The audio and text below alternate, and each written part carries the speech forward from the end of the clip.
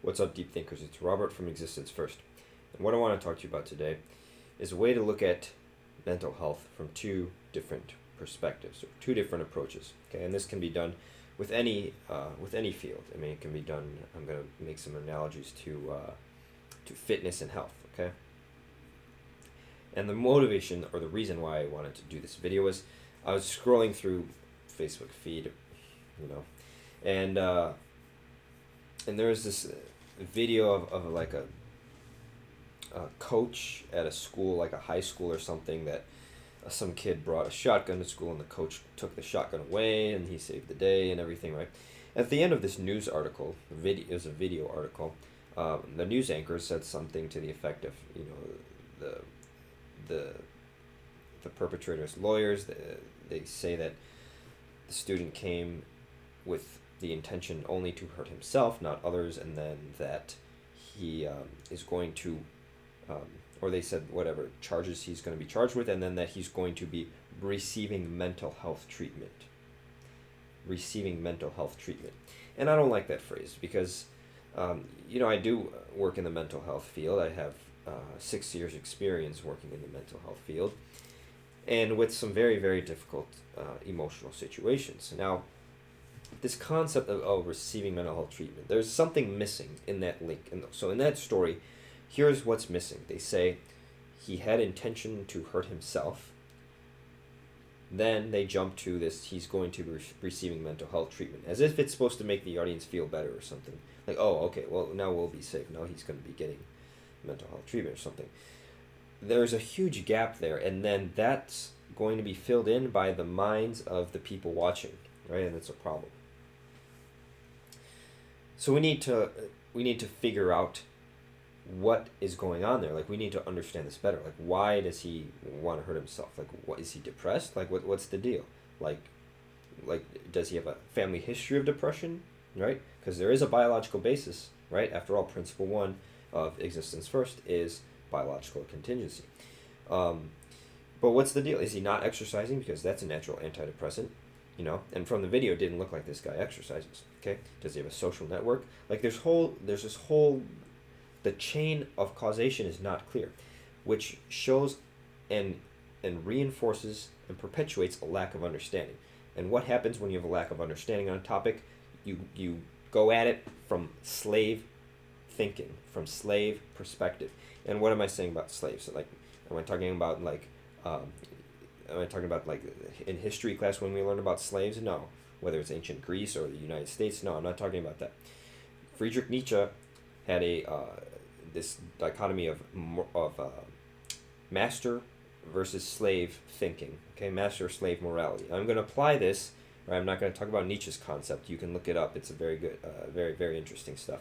But I'm going to apply this to the way that we treat different topics. Okay, so what happens when you approach something from with a lack of understanding and you try to master it? Okay, it will sound something like this, and you've seen this with people.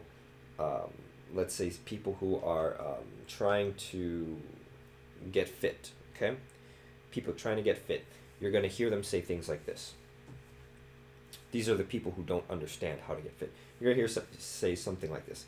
Well, it's, I can't wait for my cheat day. Or, oh, it's my cheat day. I can eat anything. Or who brought these donuts here? This is not fair. This is, okay, who wants to split a donut with me? Like, or, yeah, I've been going to the gym. I've been doing, that was weird. My phone thought Siri thought I was talking to her. Yeah, I've been going to the gym. Like, I do my my elliptical, my 20 minutes. I do that every day, and then I stretch. Like, that's what it sounds like when people don't know what they're doing. And what do you detect there? You should detect a strong emotional tone to that. There's a frequency to that of self-doubt and uncertainty and of hope. Okay? Hope is the worst emotion because hope is the emotion of the slaves. All right? How absurd would it be if I said, I'm driving my car, I come and pick you up, you get in the passenger seat, and I tell you, I hope this car goes straight. I really don't know what's going to happen. Like, are you kidding me? No. Like, I'm going to hold the wheel and I'm going to drive the car the way it needs to, in the direction it needs to go. Like, the problem with hope is a good coping mechanism when you're not able to control things. It's a good coping mechanism, mechanism when you're not able to control things.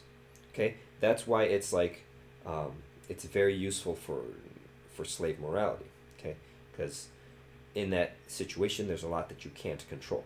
Okay, but if we're going to be talking about things that you can control, then let's not talk about hope. Let's actually make things happen. Okay, now let's contrast those statements and the frequency of those statements with something else.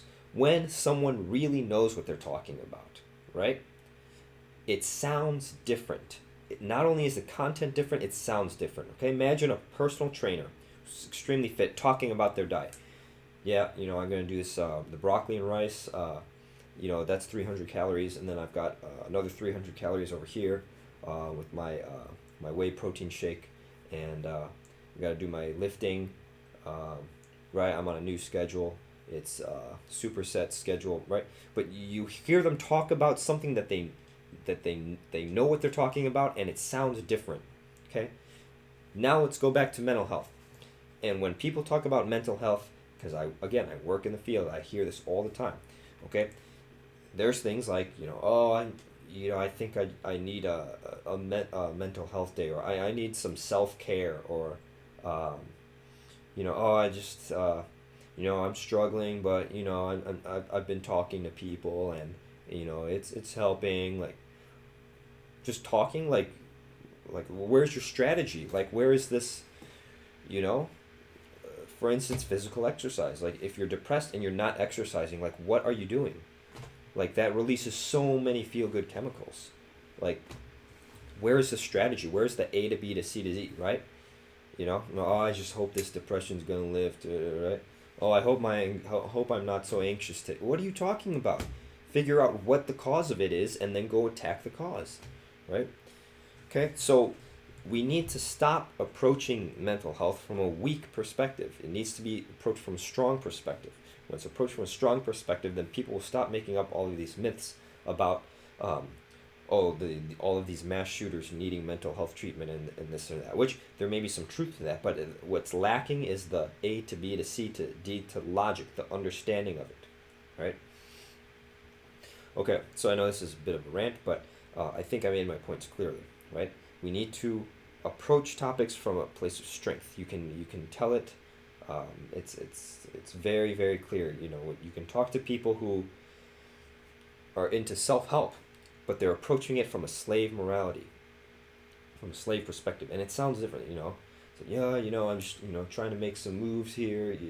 Like, but then you talk to people who actually know what they're talking about and know what they're doing, and it's like, yep, I set up this new business this weekend or something, and it's like, wait, what? You did that? Like, yeah.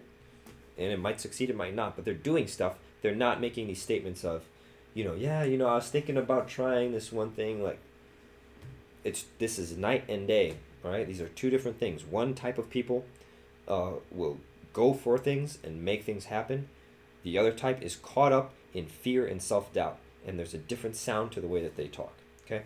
Think deeply and put your existence first.